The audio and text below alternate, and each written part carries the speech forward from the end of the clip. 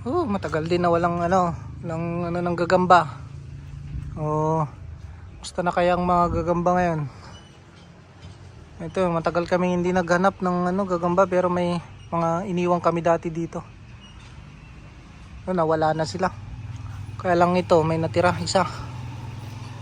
Ayun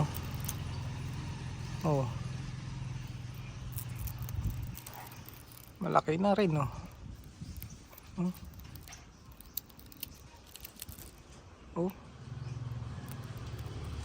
Ayan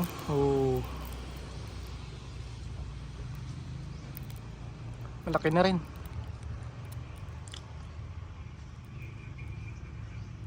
Matagal din na hindi kami naghanap.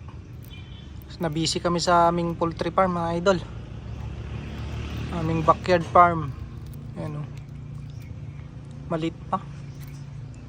May natira pa pala isa. Yung iba wala na. Dito namin pinakawalan. Maghanap tayo bukas o kaya mamayang gabi. So pupunta natin yung spot natin doon sa dati. Ayan.